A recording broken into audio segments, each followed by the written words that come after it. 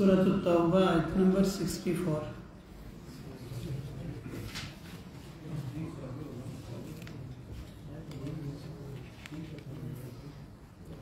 أعوذ بالله من الشيطان الرجيم. بسم الله الرحمن الرحيم.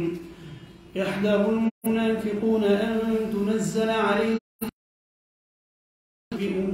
بما في قلوبهم قل استهزئوا إن الله مخرج ما تحذرون ولئن سألتهم ليقولن إنما كنا نخوض ونلعب قل أبالله وآياته ورسوله كنتم نسيهم إن المنافقين وعد الله المنافقين والمنافقات والكفار نار جهنم خالدين فيها هي حسبهم ولعنهم الله ولهم عذاب مقيم. كالذين من قبلكم كانوا أشد منكم قوة وخاسرون ألم يأتهم نبأ الذين من قبلهم قوم نوح وعاد وثمود وقوم إبراهيم وأصحاب مدين والمؤتفكات أتتهم رسلهم بالبينات فما كان الله ليظلمهم ولكن كانوا أنفسهم يظلمون. والمؤمنون والمؤمنات بعضهم أولياء بعض يأمرون بالمعروف عن المنكر ويقيمون الصلاة ويؤتون الزكاة ويطيعون الله ورسوله أولئك سيرحمهم الله إن الله عزيز حكيم. وعد الله المؤمنين والمؤمنات جنات. یہ آیات جو آپ نے سنی ہیں یہ بھی منافقین ہی کے کردار کے بارے میں ہیں، ان کی شرارتوں کے بارے میں ہیں، انہیں خبردار کیا جا رہا ہے اور موازنہ بھی کیا گیا ان آیات میں کہ مومنوں کی کیا سوچ ہے، مومن مردوں اور عورتوں کا کردار کیا ہوتا ہے اور منافق مردوں اور عورتوں کا، اور کتنے خطرناک ہیں اور ان کی سازشیں کتنا نقصان پہنچاتی ہیں مسلمانوں کو. اس لیے خبردار کیا ہے اللہ تعالیٰ نے بار بار. انہیں بھی خبردار کیا ہے کہ بعد آ جائیں، ان کے ابھی امتحان ختم نہیں ہوا، تم کمرہ امتحان میں بیٹھے ہو، ابھی بھی آپ نے اصلاح کر سکتے ہو. اور مسلمانوں کو خبردار کیا کہ ان سے ہوشیار ہیں. تو یہ دیکھیں کہ رسول اللہ صلی اللہ علیہ وسلم کی بعثت کے ساتھ ایک بہت بڑا امتحان شروع ہو گیا اور اس امتحان میں پھر وہ متعین ہو گیا بالکل.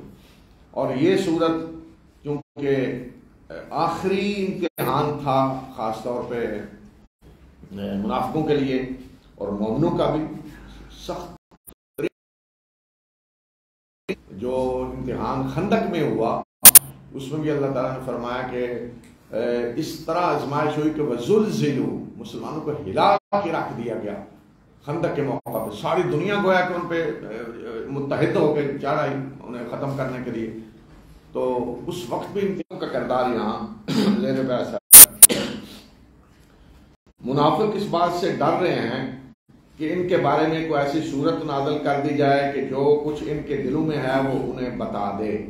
جو کچھ دلوں میں ہے سینے کے راز یا جو یہ شرارتیں بیٹھ کے کرتے ہیں اپنے گھروں میں بند کمروں میں، وہ صورت ایسی نازل کر دی جائے کہ جو سب کچھ بتا دے.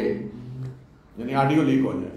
ڈر لگ رہا ہے کہ اندر بند کمروں میں بیٹھ کے جو گفتگو ہو رہی ہے خفیہ وہ کہیں لیک نہ ہو جائے. کہہ دیجئے انہیں کہیں کہ مذاق اڑا لو، بے شک جس چیز سے تم ڈر رہے ہو اللہ اسے نکالنے والا ہے. جو چھپی ہوئی چیزیں ہیں تمہارے اندر اللہ وہ بتانے والا ہے مسلمانوں کو. تم ڈر رہے ہو کہ صورت نہ نازل ہو جائے تو صورت نازل ہو گئی ہے. اللہ بتا رہا ہے سب کچھ، جو کچھ شرارتیں ہیں تمہاری. اور اگر آپ ان سے پوچھیں تو یہ کہیں گے کہ ہم تو بس دل لگی کر رہے تھے اور کھیل تماشا کر رہے تھے. انہیں کہیے کہ کیا اللہ اور اس کی آیات اور اس کا رسول ہی رہ گئے ہیں تمہاری دل لگی کرنے کے لیے؟ انہی کے ساتھ تم مذاق کر رہے ہو. اب عذر نہ پیش کرو، تم نے ایمان کے بعد کفر کیا. اگر ہم تم میں سے ایک گروہ کو معاف بھی کر دیں تو دوسرے گروہ کو ہم عذاب دیں گے اس وجہ سے کہ وہ مجرم ہیں. تو جب فرمایا ان سے کہا جاتا ہے کہ یہ تم کیا حرکتیں کر رہے ہو، تو کہتے نہیں ہم تو بس ایسے ہنسی مذاق میں یہ بات نکل گئی منہ سے، یہ کر رہے تھے کھیل تماشے کے طور پر، ہم کو سنجیدہ باتیں نہیں کر رہے تھے، مذاق کر رہے تھے۔ فرمایا کہ اب مذاق کے لیے اللہ اور اس کی آیات اور اللہ کے رسول ہی رہ گئے ہیں، اور موضوع نہیں ملتا تمہیں مذاق کے لیے۔ تو اب یہاں دیکھیں، فرمایا کہ انہیں کہہ دیں کہ لا تعتذروا، اب عذر نہ پیش کرو، قد کفرتم بعد ایمانکم، تم نے ایمان کے بعد کفر کیا ہے۔ کس چیز کو یہاں کفر کہا جا رہا ہے؟ کہ اللہ اور اس کی آیات اور اس کے رسول صلی اللہ علیہ وسلم کا مذاق اڑانا، یہی حرکت انہوں نے کی تھی نا۔ اب اللہ و آیاتہ و رسولہ کنتم تستہزئون، کہ اللہ اور اس کی آیات اور اس کے رسول کا مذاق اڑاتے ہو تم۔ تو اس بات کو، ان کے اس عمل کو کیا کہا گیا کہ یہ تم نے ایمان کے بعد کفر کیا ہے، یعنی جو ظاہری ایمان تھا، تم نے کلمہ پڑھا تو اب تم نے اس ایمان کے بعد کفر کیا ہے۔ تو یہ کفر بھی کون سا ہے؟ حقیقی کفر ہے، حقیقت میں کافر ہو گئے۔ تو اس کا مطلب یہ ہے کہ جو دین کے کسی حکم کا مذاق اڑاتا ہے، جو اللہ کے رسول صلی اللہ علیہ وسلم کا مذاق اڑاتا ہے، اپنی شان میں گستاخی کرتا ہے، اللہ کا مذاق اڑاتا ہے، تو وہ کافر ہو جاتا ہے۔ تو یہاں فرمایا کہ تم نے کفر کیا ایمان کے بعد، لیکن یہ نہیں ہوا کہ یہاں بھی انہیں بالکل قانونی طور پہ کافر ڈکلیئر کر دیا گیا۔ اس لیے کہ جو شخص اس طرح کی حرکت کرتا ہے تو وہ اپنی تعویلیں پیش کر رہا ہوتا ہے، نہیں جی میں نے تو ایسے کہا، میں نے تو ایسے کہا، تو قانونی طور پہ وہ پکڑ میں نہیں آتا۔ پھر دلوں کے راز اللہ نے بتا دیے، تو اب ہمارے پاس آج تو کوئی ذریعہ نہیں ہے کہ ہم دیکھیں جی کسی کے دل میں کیا ہے، ظاہری چیزیں دیکھی جائیں گی۔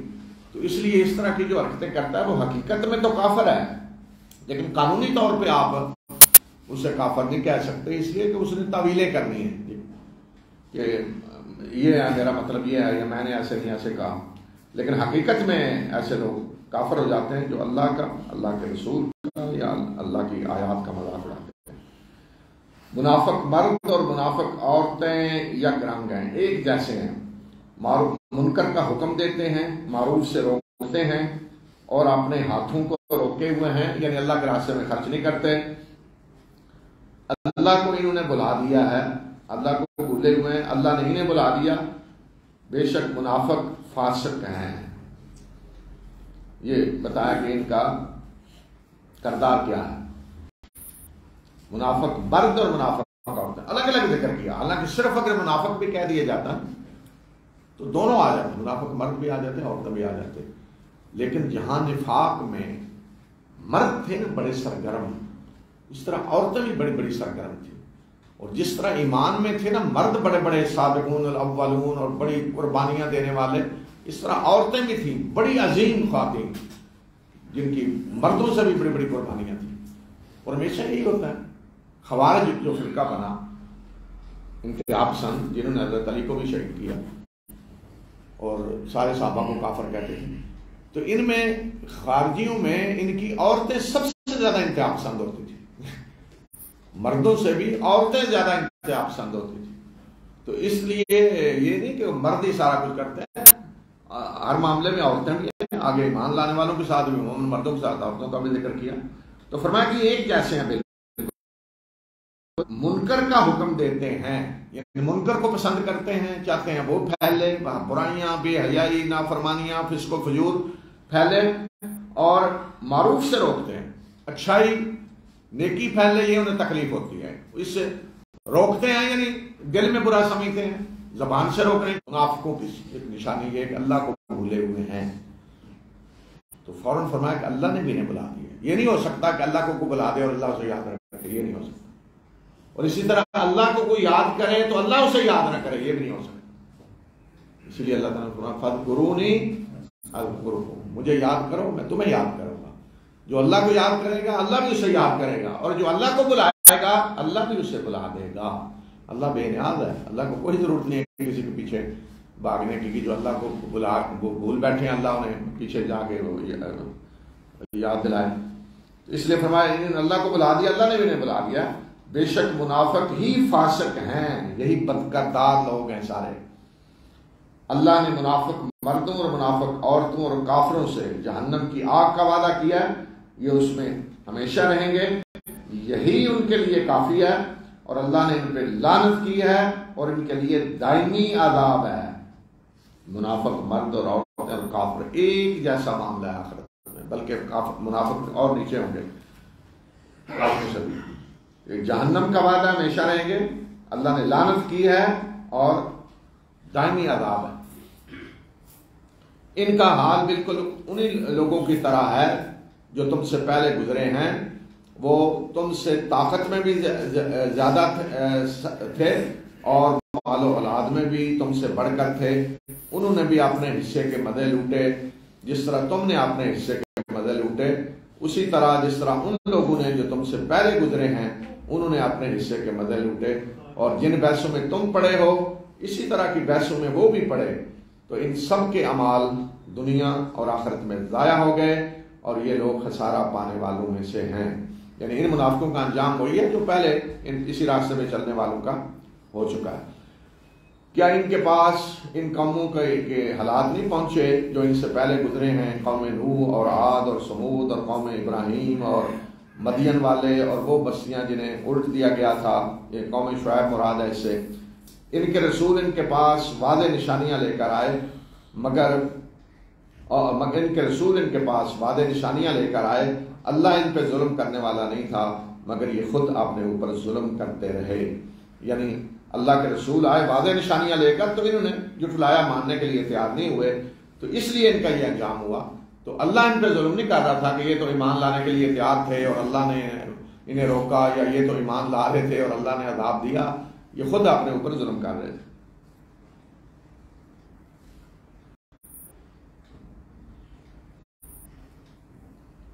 اب موازنہ دیکھیں، پیچھے منافقوں کا بتایا کردار کیا ہے اور اب مومنوں کا بتایا جا رہا ہے۔ اور مومن مرد اور مومن عورتیں ایک دوسرے کے رفیق ہیں، یہ معروف کا حکم دیتے ہیں، منکر سے روکتے ہیں، نماز قائم کرتے ہیں، زکوٰۃ دیتے ہیں، اللہ اور اس کے رسول کی اطاعت کرتے ہیں۔ یہ وہ لوگ ہیں کہ اللہ انہیں پہ رحم کرے گا، بے شک اللہ زبردست اور دانا ہے۔ یہاں اب ایک ایک چیز کو آپ ایک ایک کے سامنے رکھیں، موازنہ دیکھیں کہ منافق مرد اور منافق عورتیں ایک جیسے ہیں۔ یہاں بھی فرمایا کہ مومن مرد اور مومن عورتیں بعضهم اولیاء بعض، ایک دوسرے ایک کردار ایک جیسا ہے، ایک دوسرے کے دوست ہیں، رفیق ہیں، ایک جیسے ہیں۔ اور اس کے بعد وہاں فرمایا کہ معروف سے روکتے ہیں، یہاں مومنوں کا کیا معروف کا حکم دیتے ہیں، منکر سے مومن روکتے ہیں اور منافق کیا کرتے ہیں، منکر کا حکم دیتے ہیں۔ ان کے بارے میں کہا کہ اللہ کو بھولے ہوئے ہیں، نسوا اللہ، یہاں فرمایا کہ کیا اس کے مقابلے میں کیا ہے، وَيُقِيمُونَ الصَّلَاةَ، نماز قائم کرتے ہیں۔ تو اس کا مطلب اللہ کی یاد کیا ہے، نماز سب سے بڑی اللہ کی یاد ہے۔ ان کے بارے میں فرمایا کہ یقبضون ایدیہم، ہاتھ روکتے ہیں، اللہ کے راستے میں خرچ نہیں کرتے۔ مومنوں کے بارے میں کہا کہ یؤتون الزکاۃ، زکوٰۃ دیتے ہیں، ایک ایک کے بدلے ایک ایک چیز آ گئی۔ اب وہاں فرمایا کہ منافق کی فاسق ہیں، اور یہاں کیا فرمایا، وَيُطِيعُونَ اللَّهَ وَرَسُولَهُ، کہ مومن جو ہیں مرد عورتیں اللہ اور اللہ کے رسول کی اطاعت کرتے ہیں۔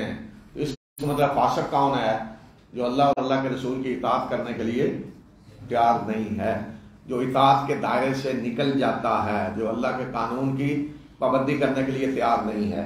تو بالکل ایک ایک چیز بالکل اس کے مقابلے میں بتا دی، اور وہاں فرمایا کہ ان کے لیے اللہ کا وعدہ اب یہاں بھی بتایا کہ یہ وہ لوگ ہیں کہ قریب یہ وہ لوگ ہیں کہ اللہ ان پہ رحم کرے گا، اور پھر فرمایا کہ اللہ نے وعدہ کیا ہے مومن مردوں اور عورتوں سے ایسے باغوں کا جن کے اندر نہریں بہری ہوں گی، ان میں وہ ہمیشہ رہیں گے، اور پاکیزہ گھر ہوں گے ہمیشہ کی جنتوں میں، عدن کے باغ، عدن کا مطلب ہے ہمیشگی، ہمیشہ رہنے والے باغوں میں پاکیزہ گھر ہوں گے، اور سب سے بڑی چیز یہ ہے کہ اللہ کی رضا انہیں حاصل ہوگی، یہ ہے عظیم کامیابی۔ تو منافقوں کے لیے کیا وعدہ تھا، کافروں کے لیے جہنم جس میں ہمیشہ رہیں گے، وہ کافی ہے ان کے لیے، اللہ کی لعنت ہے، اور یہاں فرمایا کہ اللہ کی رضا حاصل ہے، سب سے بڑی چیز، وَرِضْوَانٌ مِّنَ اللَّهِ اکبر، کہ کہ سب سے بڑی چیز کہ اللہ کی رضا انہیں حاصل ہے، اور منافقین تو کیا کہ اللہ کی ان پہ لعنت ہے۔ اور یہاں فرمایا کہ ذالک هو الفوز العظیم، یہ ہے عظیم کامیابی، اور یہاں کیا ہے کہ ان کے لیے کیا ہے؟ دائمی عذاب ہے۔ تو یہ موازنہ کر کے اللہ تعالیٰ نے دکھا دیا کہ یہ کردار ہے مومنوں کا، اور یہ انجام ہے مومنوں کا، اور یہ کردار ہے منافقوں کا، اور یہ انجام ہے منافقوں کا۔ يا أيها النبي جاهد الكفار والمنافقين واغلظ عليهم ومأواهم جهنم وبئس المصير يحلفون بالله ما قالوا ولقد قالوا كلمة الكفر وكفروا بعد إسلامهم وهموا بما لم ينالوا وما نقموا إلا أن أغناهم الله ورسوله من فضله فإن يتوبوا يك خيرا لهم وإن يتولوا يعذبهم الله عذابا أليما في الدنيا والآخرة وما لهم في الأرض من ولي ولا نصير ومنهم من عاهد الله لئن آتانا من فضله لنصدقن ولنكونن من الصالحين فلما آتاهم من فضله بخلوا به وتولوا وهم معرضون فأعقبهم نفاقا في قلوبهم إلى يوم يلقونه بما أخلفوا الله ما وعدوه وبما كانوا يكذبون ألم يعلموا أن الله يعلم سرهم ونجواهم وأن الله علام الغيوب الذين يلمزون المطوعين من المؤمنين في الصدقات والذين لا يجدون إلا جهدهم فيسخرون منهم سخر الله منهم ولهم عذاب أليم استغفر لهم أو لا تستغفر لهم إن تستغفر لهم 70 مرة فلن يغفر الله لهم ذلك بأنهم كفروا بالله ورسوله والله لا يهدي القوم الفاسقين۔ اے نبی صلی اللہ علیہ وسلم، کافروں اور منافقوں کے خلاف جہاد کریں اور ان کے ساتھ سختی سے پیش آئیں۔ ان کا ٹھکانہ جہنم ہے اور وہ انتہائی برا ٹھکانہ ہے۔ نبی صلی اللہ علیہ وسلم کو حکم دیا گیا کافروں اور منافقوں کے خلاف جہاد کریں، جاہد الکفار والمنافقین۔ اب آپ دیکھیں کہ رسول اللہ صلی اللہ علیہ وسلم نے کافروں کے خلاف جو جہاد کیا وہ تو واضح ہے، جنگ کی آپ نے، لیکن منافقوں کے ساتھ ہم نے جنگ کی، کسی منافق کو گرفتار کیا نہیں، کسی منافق کو کوڑے مروائے نہیں، کسی منافق کو قتل کیا نہیں، حتیٰ کہ جب عبداللہ ابن ابی نے بالکل گستاخی کی انتہا کر دی اس وقت بھی جب کچھ صحابہ نے رائے دی، تجویز پیش کی کہ اس کے قتل کا حکم دے، اور اس کا بیٹا اپنا عبداللہ بن ابی کے بیٹے کا نام بھی عبداللہ تھا، نوجوان صحابی تھے، بڑے مخلص مسلمان، وہ خود آگے عرض کیا کہ اللہ کے رسول صلی اللہ علیہ وسلم آپ نے اگر قتل کا حکم دینا ہو میرے باپ کے قتل کا تو مجھے دیں، میں قتل کروں، کوئی اور کرے تو یہ نہ ہو کہ میرے ذہن میں آئے میرے باپ کو فلاں نے قتل کیا، میں خود قتل کروں گا۔ تو رسول اللہ صلی اللہ علیہ وسلم نے فرمایا کہ نہیں، آپ فرمایا کہ نہیں، ہم بلکہ اس کے ساتھ اچھا سلوک۔ اور آپ نے جب لوگوں نے کہا قتل کا تو آپ فرمایا کہ لوگ کیا کہیں گے کہ محمد صلی اللہ علیہ وسلم اپنے ساتھیوں کو قتل کر رہے ہیں۔ لوگ تو ساتھی کہہ رہے ہیں نا، لوگ تو کہہ رہے ہیں صاحب ہیں، ساتھی ہیں، تو لوگوں نے کیا کہنا جی اپنے ساتھیوں کو قتل کر رہے ہیں۔ وہ یہ ذرا جو ان کی ہاں میں ہاں نہیں ملاتا، جیسے ہوتا ہے سیاسی طور پہ، دیکھیں جو ذرا ان کی تائید نہیں کرتا اسے قتل کرا دیا، اس طرح کا پروپیگنڈا شروع ہو جاتا۔ تو آپ نے کسی منافق کو نہ گرفتار کیا، نہ قتل کیا، نہ کوڑے مارے، نہ مدینہ بدر کیا، کچھ نہیں، بلکہ اچھا سلوک کیا۔ عبداللہ ابن ابی جب مرا ہے تو رسول اللہ صلی اللہ علیہ وسلم نے اپنے کرتا مبارک اس کو پہنایا، اپنا کرتا دیا جو رسول اللہ صلی اللہ علیہ وسلم پہنتے تھے، خود آپ کے جسم مبارک سے جو ٹکرایا ہوا تھا، لگا ہوا تھا، اس کرتے میں وہ کرتا پہنا کے آپ کا اس کو دفن کیا، آپ نے دیا، کسی اور صحابی کو نہیں دیا، کسی اور کو نہیں دیا۔ عبداللہ بن ابی سب سے بڑے دشمن، یہ تھا رحمت آپ کی، شاید اللہ بخش دے، آپ تو رحمت للعالمین ہے، ہو سکتا ہے اللہ بخش دے۔ تو منافقوں کے ساتھ یہ تھا معاملہ، کافروں کے ساتھ لڑائی بالکل ہے۔ یہ مطلب نہیں کہ آج تو خیر کافر بھی کوئی ملک حکومت کا معاملہ ہے نا، یہ تو کون جنگ وانگ کا اعلان کرنا کچھ ہے۔ اب یہ نہیں کہ کوئی اٹھ کے کسی کو کافر قرار دے، فتوا لگائے پہلے اور پھر خود ہی فیصلہ کرے اسے قتل کرنا، یہ مجرمانہ سوچ ہے۔ اسلام ایک لمحے کے لیے بھی اس کی اجازت ہے کہ کسی کافر کو بھی قتل کرنے کی اجازت، جو اعلانیہ کافر ہے اسے بھی قتل کرنے کی اجازت نہیں ہے۔ اور اس سے بھی بڑا ظلم کہ خود کسی کو کافر قرار دیا جائے، اور وہ بھی یہ کہ کسی کلمہ پڑھنے والے کو کافر قرار دیا جائے اور پھر اس کے قتل کے فتوے دیے جائیں، یا کسی کو منافق قرار دے کر اسے اٹھ کے کو کہہ دیے کیونکہ منافق ہے ہم اسے قتل کریں گے۔ یہ مجرم لوگ ہیں ایسے، اسلام کا ایسے لوگوں سے کوئی تعلق نہیں ہے۔ نبی صلی اللہ علیہ وسلم کا کی سنت دیکھ لیں، آپ کا عمل دیکھ لیں کہ کافروں سے بھی جو جہاد ہے وہ کیا کہ میدان جنگ میں جو لڑنے آئے ان کو قتل کیا جائے۔ اس طرح نہیں کہ کوئی کافر چلتا پھر رہا کہیں نظر آگے پکڑ کے اسے مار دو، اور منافقوں کے ساتھ معاملہ ہی۔ اور یہ اللہ کی قسمیں کھا کر کہتے ہیں کہ انہوں نے وہ بات نہیں کہی، بے شک انہوں نے کلمہ کفر کہا ہے اور اپنے اسلام لانے کے بعد انہوں نے کفر کیا ہے، اور انہوں نے اس چیز کا ارادہ کیا جسے یہ پا نہیں سکے۔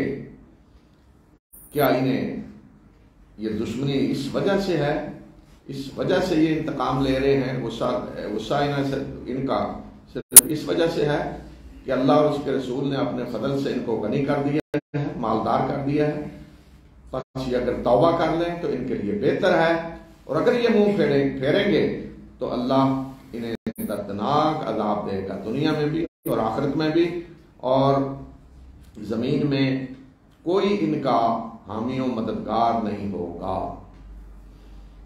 یہ منافقوں کے بارے میں کہا کہ اللہ کی قسم کھا کر کہتے ہیں کہ انہوں نے وہ بات نہیں کہی، تو اللہ تعالیٰ فرماتے ہیں کلمہ کفر کہا ہے۔ رسول اللہ صلی اللہ علیہ وسلم کی کسی سفر میں اونٹنی گم ہوگی، تو صحابہ ڈھونڈ رہے تھے اسے، اس کی نکیل کہیں کسی درخت کے ساتھ اڑ گئی، دور کہیں چلی گئی، نکیل اڑ گئی، اور وہ نکیل اڑنے کی وجہ سے وہ آ نہیں پا رہی تھی، وہیں پھنسی رہی، صحابہ ڈھونڈ رہے ہیں، مل نہیں رہی، کافی وقت لگ گیا۔ تو منافق جو گئے تھے جنگ میں، اکثر تو گئے نہیں تھے، ادھر کر کے بیٹھے رہے، تو گئے ہوئے تھے تھوڑے بہت، تو انہوں نے کہنا شروع کر دیا، دیکھیں جی، مذاق اڑانا شروع کر دیا کہ دیکھیں جی ہمیں آ کے آسمان کی خبریں دیتے ہیں اور اب اپنی اونٹنی کا بھی پتہ نہیں کہ کدھر ہے۔ مذاق اڑایا نا، وہ بھی رسول اللہ صلی اللہ علیہ وسلم کو کا مذاق اڑایا اور جھٹلایا آپ کو کہ آپ آسمان کی خبریں دیتے ہیں، یعنی وہ دعوے کرتے ہیں ایسی خبریں دینے کے، اپنے خیال میں وہ یہ کہہ رہے تھے کہ ہمیں آسمان کی خبریں دیتے ہیں اور اب اپنی اونٹنی کا بھی پتہ نہیں کہ کہاں ہے۔ یہ مذاق اڑایا رسول اللہ صلی اللہ علیہ وسلم۔ تو جب انہیں بعد میں وحی کے ذریعے رسول اللہ صلی اللہ علیہ وسلم کو بتا دیا گیا اونٹنی فلاں جگہ ہے، آپ نے صحابہ کو بتایا فلاں جگہ اس کے نکیل اڑ گئی اور صحابہ گئے گیا ہے۔ پھر ان لوگوں کو پوچھا گیا جنہوں نے یہ مذاق کیا تھا، انہوں نے کہا نہیں ہم نے بالکل نہیں کہا، سوال ہی نہیں پیدا ہوتا، استغفر اللہ، ہم کیسے یہ بات کر سکتے ہیں، ہمارے زبانوں سے ایسی بات کیسے نکل سکتی، اس طرح کی باتیں کرنے۔ تو یہاں اللہ تعالیٰ نے وہ گویا کہ آڈیو لیک کر دی، بتا دیا وَلَقَدْ قَالُوا كَلِمَةَ الْكُفْرِ، انہوں نے کلمہ کفر کہا ہے، یعنی رسول اللہ صلی اللہ علیہ وسلم کے شان میں گستاخی کی ہے، تو اس کا مطلب اللہ کے رسول صلی اللہ علیہ وسلم کی شان میں گستاخی کیا ہے، کلمہ کفر ہے۔ تو فرمایا کہ اللہ تعالیٰ کہنے کہ انہوں نے کلمہ کفر کہا ہے، رسول اللہ صلی اللہ علیہ وسلم کا مذاق اڑایا ہے اور اسلام کے بعد انہوں نے کفر کیا ہے۔ ایک اور کام جو منافقوں نے اس سفر میں کیا تھا وہ یہ کہ رسول اللہ صلی اللہ علیہ وسلم کو قتل کرنے کا ارادہ کیا، واپس آتے ہوئے، جب تبوک سے آپ واپس آ رہے تھے تو آپ کو قتل کرنے کا ارادہ کیا، باقاعدہ انہوں نے پلاننگ کی ہوئی تھی۔ ایک گروپ منافقوں کا اس کے لیے تیار ہوا اور موقع کی تلاش میں تھے، تو ایک مرحلہ پہ رسول اللہ صلی اللہ علیہ وسلم نے صحابہ کو نیچے وادی میں کہا آئیں، اور آپ اوپر پہاڑ کے ساتھ جو راستہ ہوتا ہے اس پہ آپ آ رہے تھے، اور آپ کے ساتھ کوئی صحابہ نہیں تھے زیادہ، دو آدمی کے ساتھ. اس موقع پہ یہ پیچھے سے اس پروگرام کے تحت آئے کہ آپ کو قتل کر دیں اور اوپر سے نیچے گرا دیں، اور کہیں گے جی اتفاقاً ہو گیا حادثہ، ہم نے تو کچھ نہیں کیا. تو رسول اللہ صلی اللہ علیہ وسلم کو بتا دی گئی ان کی سازش، ان کا ارادہ کہ یہ قتل کرنے آ رہے ہیں، اور آپ نے صحابہ جو آپ کے ساتھ تھے ان کو حکم دیا کہ جائیں ان کی اونٹوں کے منہ پہ ماریں اس کی کمان میں تیر کی کمان ماریں ان کے اونٹوں کے منہ پہ، اور اونٹوں کو پیچھے پھیر دیں. تو صحابہ گئے ان کی اونٹوں کو مارا، پیچھے بھاگے. ان کو پتہ چل گیا کہ ہمارا راز فاش ہو گیا. تو اس طرح وہ اپنے اس ناپاک ارادے میں کامیاب نہ ہو سکے. اللہ تعالیٰ نے بتا دیا رسول اللہ صلی اللہ علیہ وسلم کو. تو یہاں اللہ تعالیٰ نے یہ بھی راز ان کا بتا دیا کہ ہم بما لم یروا، کہ انہوں نے اس کام کا ارادہ کیا جسے پورا نہیں کر سکے، جس میں ناکام رہے، یعنی رسول اللہ صلی اللہ علیہ وسلم کو قتل کرنے کا ارادہ کیا. پھر بتایا کہ انہیں یہ سارا غصہ کس بات پہ ہے؟ اس وجہ سے کہ اللہ اور اس کے رسول نے انہیں اپنے فضل سے غنی کر دیا ہے. اب آپ یہاں دیکھیں کہ جو منافق تھے یہ سارے کے سارے مالدار تھے، پہلے بھی مالدار تھے، اور مدینہ میں جب آبادی مدینہ کی بڑی کاروباری سرگرمیاں بڑی تو اور زیادہ مالدار ہو گئے، پہلے سے بھی زیادہ. تو اس لیے فرمایا کہ کیا غصہ یہ ہے انہیں کہ اللہ اور اس کے رسول نے اپنے فضل سے انہیں مالدار کر دیا ہے، اس وجہ سے غصہ انہیں. اب بھی فرمایا توبہ کر لیں تو بہتر ہے، اگر نہیں توبہ کریں گے تو اللہ دردناک عذاب دے گا. دنیا میں بھی دردناک عذاب ہوگا، اور آخرت میں بھی، اور زمین میں پھر کوئی ان کو حامی مددگار نہیں ملے گا. یہاں بھی ذلیل و رسوا ہوں گے. اور پھر وہی ہوا ان کے ساتھ کہ جب اللہ کا دین غالب ہو گیا تو پھر یہ اسی طرح اپنے نفاق کی آگ میں جلتے رہے دنیا میں بھی، اور آخرت کا عذاب تو آگے.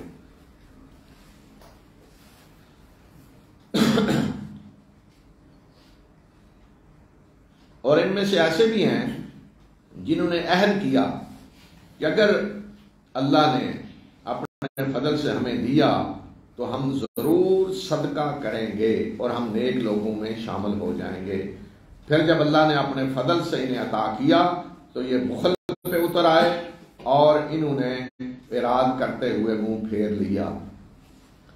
عہد کیا یعنی جس طرح بندے اور اللہ کے درمیان عہد ہوتا ہے، ایک ہوتا ہے نظر ماننا، ایک ہے بندہ ویسے اپنے طور پہ کہتا ہے کہ اگر اللہ نے مجھے دیا تو میں بھی اللہ کے راستے میں خرچ کروں گا. اس طرح کا عہد انہوں نے وَمِنْهُمْ مَنْ عَاهَدَ اللَّهُ، اللہ سے عہد کیا کہ اگر اللہ نے اپنے فضل سے ہمیں دیا یعنی مال دیا تو ہم صدقہ کریں گے، نیک لوگوں میں شامل ہو جائیں گے. لیکن جب اللہ نے دیا تو بخل پہ اتر آئے. اب اللہ سے کیا ہوا عہد ہے، اس لیے دیکھیں نا نظر پوری کرنے والوں کی اللہ تعالیٰ نے تعریف کی ہے، اہل جنت کی، یوفون بالنظر، کہ نظر کو پورا کرتے ہیں. اس لیے کہ نظر پورا کرانے کے لیے کوئی فوج پولیس نہیں آتی کہ آپ نے دی نظر مانی ہوئی ہے پورا کریں. ایک بندے کا عہد اپنے رب سے ہے نا، تو اپنے رب سے جو عہد کیا ہے وہ اگر کوئی پورا نہیں کرتا تو اس کا مطلب وہ خائن ہے، بد عہد ہے. اور پھر عہد بھی کس سے؟ اپنے رب سے ہے، عام بندے سے نہیں ہے. تو جو رب سے کیا ہوا عہد پورا نہیں کر رہا وہ کتنا بڑا خائن ہے. تو اللہ نے تو دے دیا، انہیں اپنے فضل سے نواز دیا، تو لیکن یہ بخل پہ اتر آئے. تو اس کی سزا اللہ تعالیٰ نے کیا دی؟ تو اس کے نتیجے میں اللہ نے قیامت تک کے لیے، اور اس کے نتیجے میں اللہ نے اس دن تک کے لیے جس دن یہ اس سے ملیں گے ان کے دلوں میں نفاق لگا دیا، اس وجہ سے کہ انہوں نے اللہ سے جو وعدہ کیا تھا اس کی خلاف ورزی کی، اور اس وجہ سے کہ یہ جھوٹ بولتے رہے ہیں. اللہ سے کیے ہوئے وعدے کی خلاف ورزی کی تو اب سزا اللہ نے کیا دی ہے کہ اس سے ملاقات کے دن تک اللہ نے ان کے دلوں میں نفاق لگا دیا. اب یہ نفاق نہیں نکلے گا، مرنے تک بھی نہیں کہا، اللہ سے ملاقات کے دن تک، اللہ کے سامنے پیش ہونے تک اللہ نے ان کے دلوں میں نفاق لگا دیا. اب اس دن تک یہ منافق ہی رہیں گے. کیوں؟ اس وجہ سے کہ اللہ سے کیے ہوئے وعدے کی خلاف ورزی کی ہے، اور اس وجہ سے کہ یہ جھوٹ بولتے رہیں. کیا انہیں پتہ نہیں ہے کہ اللہ ان کے خفیہ راز بھی جانتا ہے، اور ان کی جو خفیہ سرگوشیاں ہوتی ہیں ان کو بھی جانتا ہے، اور بے شک اللہ تمام غیبوں کو خوب جاننے والا ہے. ایک ہوتا ہے بندے کا اپنا راز، سر، یعلم سرہم، یعنی آدمی کا اپنا ذاتی انفرادی راز ہے۔ نجوہ ہوتا ہے جو مل کے سرگوشیاں ہوتی ہیں، جو مل کے یہ آپس میں راتوں کو بیٹھ کے اور سرگوشیاں کرتے تھے، سازشیں کرتے تھے۔ تو فرمایا کہ کیا انہیں پتہ نہیں ہے کہ اللہ ان کے راز بھی جانتا ہے اور ان کی خفیہ سرگوشیاں بھی، اور اللہ غیبوں کو جاننے والا ہے۔ خاص طور پہ ان میں وہ لوگ جو رضاکارانہ، خاص طور پہ ان میں وہ لوگ جو مومنوں میں سے رضاکارانہ صدقات دینے والوں پہ الزام لگاتے ہیں، اور وہ مومن کہ جو اب خرچ کے لیے سخت مشقت کے سوا کچھ نہیں پاتے، یہ ان کا مذاق اڑاتے ہیں۔ اللہ نے ان کا مذاق اڑایا ہے اور ان کے لیے دردناک عذاب ہے۔ جنگ تبوک میں رسول اللہ صلی اللہ علیہ وسلم نے جب خرچ کرنے کے لیے کہا تو جو مالدار مسلمان تھے وہ تو حضرت عثمان، حضرت ابو بکر، عمر، طلحہ، زبیر جو تاجر تھے مہاجرین میں سے اور انصار میں سے، تو وہ تو بہت زیادہ مال دے رہے تھے۔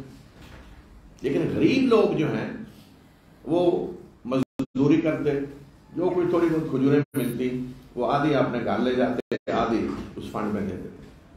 اگر کوئی بڑا آدمی زیادہ مال لاتا تو کہتے ریاکاری دکھلاوے کے لیے لا رہے ہیں، اور کوئی غریب مزدور آدمی کو مٹھی بھر کھجوریں لاتا تو یہ مذاق اڑاتے ہیں ان کا، خاص طور پہ ان کو ٹارگٹ کرتے کہ یہ دیکھیں جی ان کھجوروں سے روم فتح ہو رہا ہے۔ تو اس لیے خاص طور پہ اللہ تعالیٰ نے ان کا یہ جرم جو ہے، یہ جو ہے اس کو خاص طور پہ ہائی لائٹ کیا کہ یہ مجرم وہ ہیں کہ جو ان رضاکارانہ خرچ کرنے والے جو ہیں مومن، ان پہ الزام لگاتے ہیں، ان کا مذاق اڑاتے ہیں۔ وہ مومن کہ جو سخت مشقت کے سوا ان کے پاس کچھ نہیں، جو کمائی ہے وہ سخت مزدوری کر کے جو کما کے لاتے ہیں وہ مومن۔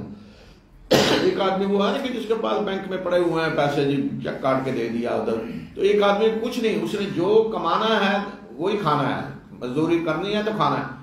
تو فرمایا اس طرح جو سخت مشقت کر کے کمانے والے ہیں وہ جب لا کے دے رہے ہیں اپنی کمائی میں سے تو یہ ان کا مذاق اڑاتے ہیں۔ تو اللہ نے ان کا مذاق اڑایا اور ان کے لیے دردناک عذاب ہے۔ پھر نبی صلی اللہ علیہ وسلم کو مخاطب کر کے فرمایا آپ ان کے لیے مغفرت کی دعا کریں یا نہ کریں برابر ہے۔ اگر آپ 70 دفعہ بھی ان کے لیے مغفرت کی دعا کریں تو اللہ قطعاً انہیں نہیں بخشے گا۔ یہ اس وجہ سے ہے کہ انہوں نے اللہ اور اللہ کے رسول کے ساتھ کفر کیا ہے، اور اللہ ایسے فاسقوں کی رہنمائی، فاسق لوگوں کی رہنمائی نہیں کرتا۔ تو یہ جو ہے نا یہ ایک محاورہ ہوتا ہے، 70 دفعہ بھی اگر آپ مغفرت کریں گے تو اللہ بخشے گا۔ اس کا مطلب یہ نہیں کہ 70 سے اوپر ہو جائے تو اللہ بخش دے گا۔ یہ ایسے ہی ہے، کسی آدمی کو آپ کو کہہ رہے ہیں کام، تو کہہ رہے ہیں جی 100 دفعہ بھی آپ کہیں تو میں نہیں کروں گا، تو یہ مطلب نہیں آپ کہیں گے اچھا میں 101 دفعہ کہہ دیتا ہوں اس نے کر دینا ہے، نہیں جی آپ نے تو کہا ہے 100 دفعہ، وہ کیا کر دے گا؟ ہاں اچھا میں نے تو 100 دفعہ کہا تو آپ 101 دفعہ کہہ دیں، یہ ایک محاورہ ہوتا ہے زبان میں۔ تو قرآن نے یہ محاورہ اکثر استعمال کیا ہے، اور عربی میں یہ محاورہ تھا اس وقت بہت زیادہ، تو اس لیے فرمایا کہ اب ان کے لیے مغفرت آپ کا کرنا یا نہ کرنا برابر ہے، اللہ نہیں بخشے گا انہیں، 70 دفعہ بھی کریں تو نہیں بخشے گا۔ کیوں؟ اس لیے کہ انہوں نے اللہ اور اللہ کے رسول کے ساتھ کفر کیا ہے، اللہ اور اللہ کے رسول کے ساتھ کفر کیا۔ بعض لوگ آج یہ وہ کرنے کی کوشش کرتے ہیں، نہیں جی وہ جی رسول اللہ صلی اللہ علیہ وسلم نے فرمایا کہ 70 سے اوپر کر لوں گا، تو یہ بات ہے کہ اگر کوئی عربی زبان نہیں جانتا، عربی محاورے کو نہیں جانتا۔ دوسرا یہ کہ جب اللہ تعالیٰ کہہ رہا ہے کہ میں ان کو نہیں بخشوں گا، تو رسول اللہ صلی اللہ علیہ وسلم کو کیا ضرورت ہے؟ پھر اس کے بعد جب اللہ کی طرف سے فیصلہ ہو گیا ہے، اب جب آگے آ رہا ہے حکم کہ آپ کو روک دیا گیا کہ ان کی نماز جنازہ نہ پڑھیں، تو اس کے بعد تو نہیں آپ نے پڑھی کسی کی نماز جنازہ، جو بھی منافق مرتا تھا آپ فرماتے جائیں نماز جنازہ پڑھ لیں۔ تو اب یہ نہیں ہو سکتا کہ اللہ تعالیٰ کہہ دے کہ میں نہیں بخشوں گا تو پھر آپ بخشش کی دعا کریں ان کے لیے۔ تو آگے آ رہا ہے کہ اور کون ہے جن کے لیے بخشش کی دعا نہیں ہو سکتی؟ ایک تو منافق ہو گئے، اور ایک آگے مشرکوں کا آ رہا ہے کہ یہ دو ہیں جن کے لیے مغفرت کی دعا بھی نہیں ہو سکتی۔ فرح المخلفون بمقعدهم خلاف رسول الله وكرهوا أن يجاهدوا بأموالهم وأنفسهم في سبيل الله وقالوا لا تنفروا في الحر قل نار جهنم أشد حرا لو كانوا يفقهون فليضحكوا قليلا وليبكوا كثيرا جزاء بما كانوا يكسبون فإن رجعك الله إلى طائفة منهم فاستأذنوك للخروج فقل لن تخرجوا معي أبدا ولن تقاتلوا معي عدوا إنكم رضيتم بالقعود أول مرة فاقعدوا مع الخالفين ولا تصل على أحد منهم مات أبدا ولا تقم على قبره إنهم كفروا بالله ورسوله وماتوا وهم فاسقون ولا تعجبك أموالهم وأولادهم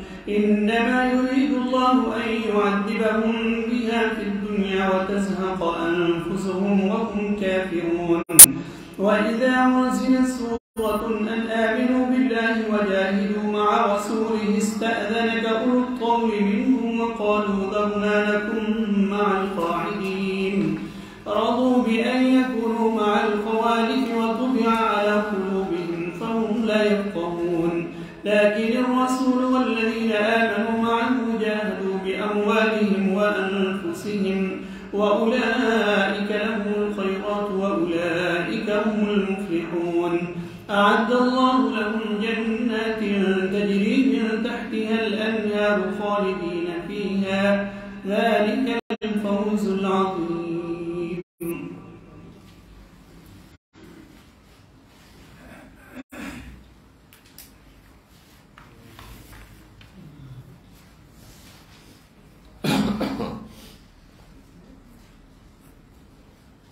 پیچھے چھوڑ دیے جانے والے اللہ کے رسول صلی اللہ علیہ وسلم کے خلاف اپنے گھروں میں بیٹھے رہنے پہ خوش ہو گئے اور انہوں نے ناپسند کیا کہ وہ اپنے مالوں اور جانوں سے اللہ کے راستے میں جہاد کریں اور انہوں نے لوگوں سے کہا کہ گرمی میں نہ نکلو، کہہ دیں کہ جہنم کی آگ اس سے سخت گرم ہے، کاش کہ یہ سمجھتے ہوتے۔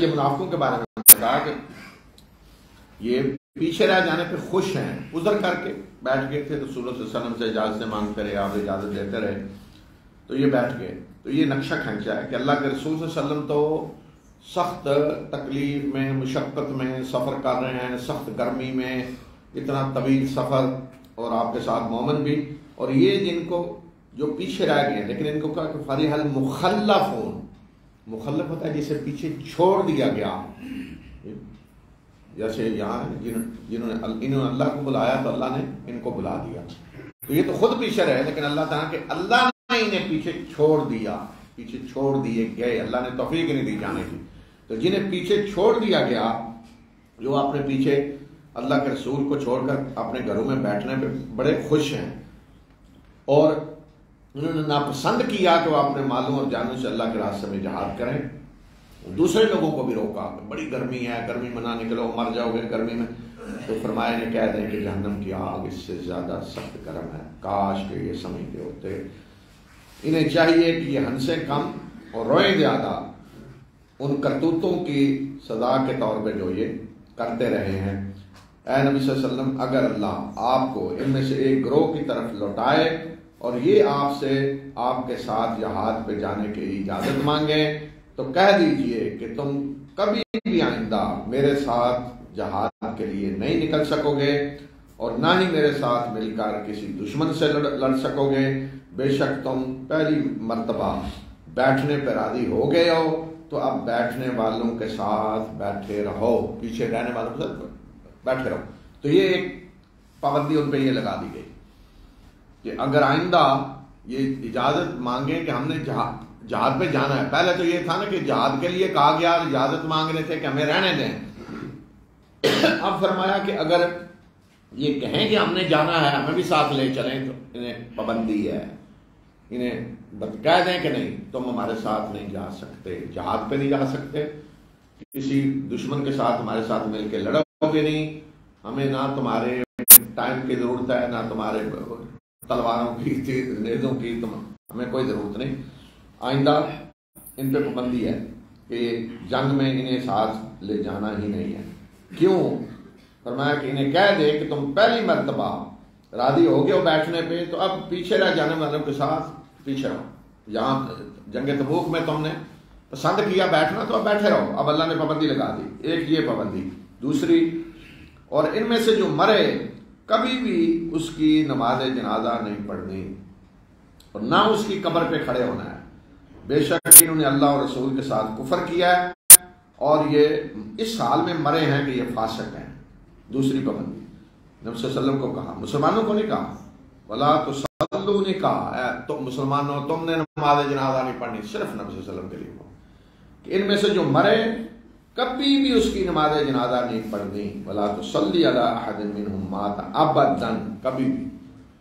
ایک تو یہ نماز جنازہ نہیں پڑھنی اور دوسرا یہ کہ قبر پہ بھی نہیں کھڑے ہونا۔ کیا مطلب کہ ٹھیک ہے جنازہ تو ہو گیا لیکن قبر پہ جا کے دعا کر دیں، قبر پہ بھی نہیں کھڑے ہونا، یعنی دعا مغفرت نہیں کرنی، نہ نماز جنازہ میں نہ کہیں ان کی قبر پہ جا کر۔ کیوں؟ انہوں نے اللہ اور اس کے رسول کے ساتھ کفر کیا ہے۔ یہاں دیکھیں آیت نمبر 80 میں بھی اوپر فرمایا ذالک بانہم کفروا باللہ ورسولہ، کیوں ان کے لیے مغفرت برابر ہے، کریں نہ کریں اللہ نہیں بخشے گا، کیونکہ انہوں نے اللہ اور رسول کے ساتھ کفر کیا ہے۔ یہاں بھی فرمایا کہ انہوں نے اللہ اور رسول کے ساتھ کفر کیا ہے۔ تو یہ کفر کون سا ہے؟ قانونی، حقیقی کفر۔ قانونی تو ہے نا جب اعلانیہ یہ انکار کر دیں تو کلمہ پڑھ رہے تھے، تو قانوناً کافر قرار دینے کا مطلب یہ تھا کہ مسلمانوں کو روک دیا جاتا کہ ان کی نماز جنازہ نہیں پڑھیں گے، مسلمانوں قبرستان میں دفن نہیں ہو سکتے، مسلمان عورتوں کے نکاح ان سے ختم ہو گئے ہیں، اگر عورتیں مسلمان ہیں اور ان کی وراثت مسلمانوں کو نہیں ملے گی اور مسلمان کو ان کی وراثت، یعنی تمام حقوق سے محروم کر دیے گئے۔ لیکن یہ تو نہیں ہوا، اس میں قانونی طور پہ انہیں کافر نہیں قرار دیا گیا، لیکن اللہ تعالیٰ نے کہا دیا کہ اللہ کے ہاں انہوں نے کفر کیا ہے، انہوں نے اللہ اور رسول کے ساتھ کفر کیا ہے اور یہ اس حالت میں مرے ہیں کہ فاسق ہیں۔ پہلے ہی بتا دیا کہ اب یہ مریں گے بھی اس حال میں کہ یہ فاسق ہیں۔ اور ان کے مال و اولاد آپ کو دھوکہ نہ دیں، یعنی ان کے مال و اولاد دیکھ کر کسی دھوکے میں نہ پڑے۔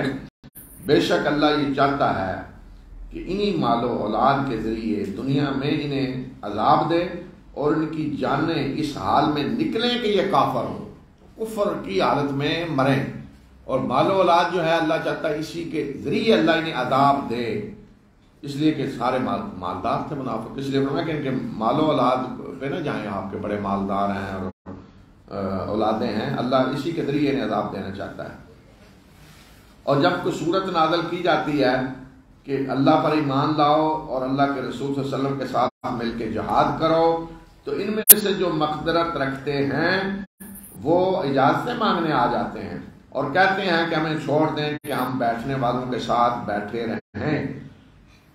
جرائم ان کے بتائے جا رہے ہیں کہ جب اللہ کا کوئی حکم آتا ہے کہ نکلیں جہاد کریں اللہ کے رسول کے ساتھ مل کے، تو ان میں جو استطاعت رکھتے ہیں، مالدار ہیں، سواریاں ہیں، اسلحہ ہے، سب کچھ ہے، گھر میں نوکر ہیں، کوئی مسئلہ نہیں اور جا سکتے ہیں، تو فرمایا کہ یہ اجازت مانگنے آ جاتے ہیں اور کہتے ہیں کہ ہمیں چھوڑ دیں، ہم بیٹھنے والوں کے ساتھ بیٹھے رہیں۔ یہ انہوں نے اس بات کو پسند کیا کہ یہ بیٹھنے والیوں کے ساتھ بیٹھے رہیں اور ان کے دلوں پہ مور لگا دی گئی ہے، بس یہ اب سمجھیں گے نہیں، اب انہیں کوئی سمجھ نہیں آئے گی۔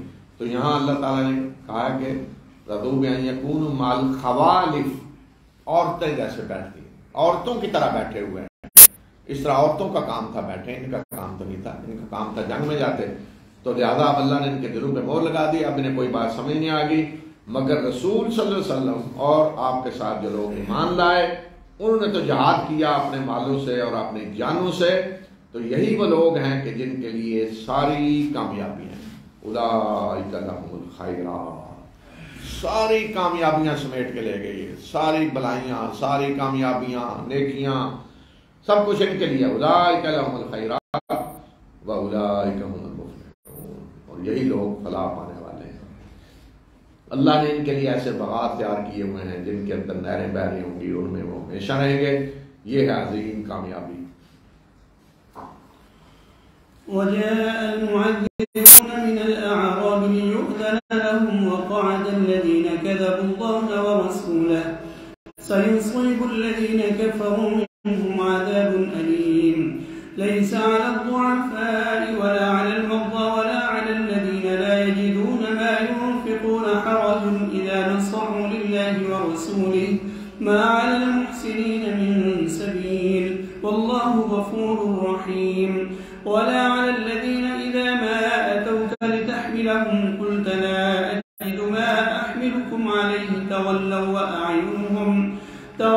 وأعينهم تفيض من الدمع حزنا ألا يجدوا ما ينفقون إنما السبيل على الذين يستأذنونك وهم أغنياء رضوا بأن يكونوا مع الخوالف وطبع الله على قلوبهم فهم لا يعلمون يعتذرون إليكم إذا رجعتم إليهم قل لا تعتذروا لن نؤمن لكم قد نبأنا الله من أخباركم وسيرى الله عملكم ورسوله ثم تردون إلى عالم الغيب والشهادة فينبئكم بما كنتم تعملون سيحلفون بالله لكم إذا انقلبتم إليهم لتعرضوا عنهم فأعرضوا عنهم إنهم رجس ومأواهم جهنم جزاء بما كانوا يكسبون يحلفون لكم لترضوا عنهم فإن ترضوا عنهم فإن الله لا يرضى عن القوم الفاسقين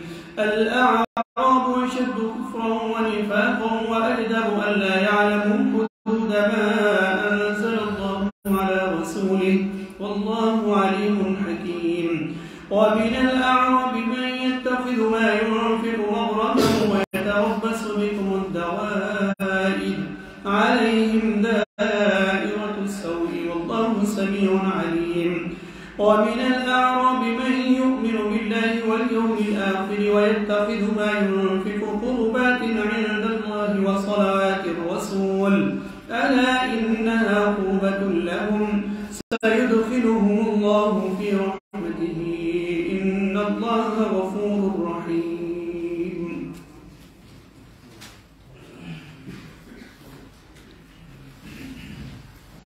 اور دیہاتیوں میں سے بہانہ بعد آ گئے تاکہ انہیں اجازت دے دی جائے اور اس طرح وہ لوگ جنہوں نے اللہ اور اس کے رسول کو جھٹلایا وہ گھروں میں بیٹھ گئے تو ان میں سے جنہوں نے کفر کیا وہ دردناک عذاب کی لپیٹ میں آئیں گے. تو جنگ کے لیے جاتے ہوئے جو حالت تھی کہ ہر کوئی عذر کر رہا تھا کہ میرے پاس یہ عذر ہے, میرے گھر میں کوئی نہیں ہے, میں بیمار ہوں, ہر قسم کے عذر. تو فرمایا بدو میں سے بھی آئے عذر کرنے والے, المعذرون بہانہ بعد عذر کرنے والے آئے عذر کرنے کے لیے. تو اس طرح فرمایا کہ جنہوں نے اللہ اور اس کے رسول کو جھٹلایا تھا وہ عذر کر کے بیٹھ گئے گھروں میں, تو اب اس کے نتیجے میں دردناک عذاب کی لپیٹ میں آئیں گے. کمزوروں پہ کوئی اعتراض نہیں اور نہ ہی بیماروں پہ اور نہ ہی ان لوگوں پہ کہ جو خرچ کرنے کے لیے کچھ نہیں پاتے جبکہ وہ اللہ اور اس کے رسول کے خیر خواہ ہوں, اور ایسے نیکوکاروں پہ کوئی اعتراض نہیں ہے. اللہ بخشنے والا اور مہربان ہے. اور نہ ہی ان لوگوں پہ کوئی اعتراض ہے کہ جب وہ آپ کے پاس آئے تاکہ آپ ان کے لیے سواریاں فراہم کریں تو آپ نے کہا کہ میں کوئی سواری نہیں پاتا جس پہ تمہیں سوار کروں, تو وہ اس حالت میں تھے کہ ان کی آنکھوں سے اس غم میں آنسو بہہ رہے تھے کہ وہ خود خرچ کرنے کے لیے کچھ نہیں پاتے.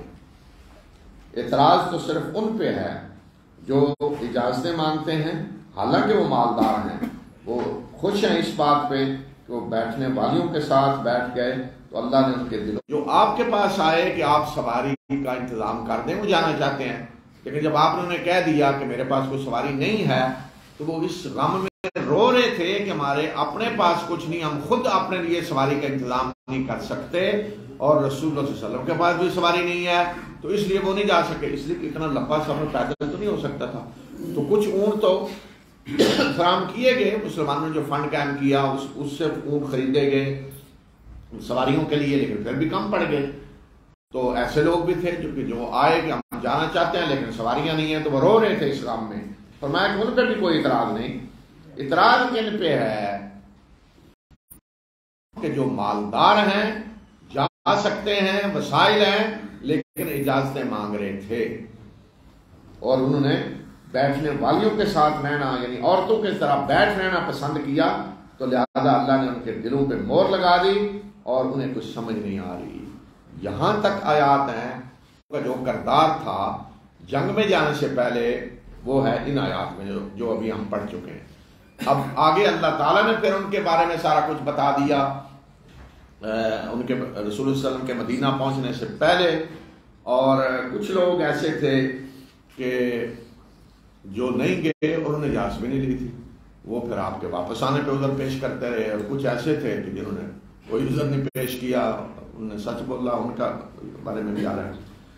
یہ لوگ آپ کے پاس آ کر عذر پیش کریں گے جب آپ پلٹ کر واپس ان کے پاس جائیں گے۔ رسول اللہ صلی اللہ علیہ وسلم کو بتا دیا، سارے مسلمانوں کو یہاں مخاطب کیا ہے، جمع کشی ہے کہ جب آپ لوگ اب واپس جائیں گے تو یہ لوگ آپ کے پاس آ کر عذر پیش کریں گے کہ اب یہ مجبوری تھی، یہ مجبوری تھی۔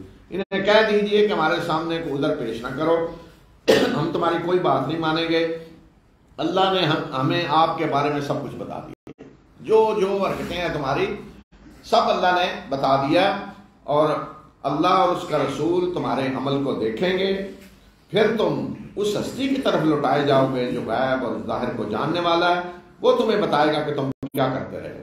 یعنی اللہ نے بتا دی تمہاری ساری حرکتیں، تمہاری سازشیں، تمہارے دلوں میں جو کچھ تھا وہ سب بتا دیا، لیکن اب بھی تمہیں موقع دیا جائے گا کہ اب اللہ اور اس کے رسول دیکھیں گے کہ تم اب کیا عمل کرتے ہو، آئندہ تمہارا طرز عمل کیا ہے، اس کی بنیاد پہ تمہارے ساتھ معاملہ ہوگا، اور پھر تم اس ہستی کی طرف لوٹائے جاؤ گے آخرت میں اللہ کے سامنے جو غیب اور ظاہر کو جانتا ہے، اور وہ پھر بتائے گا کہ اصل تم حقیقت کیا ہے، اور تمہارا ایمان کیسا ہے، اور تمہارے اندر کوئی تبدیلی آئی ہے یا نہیں۔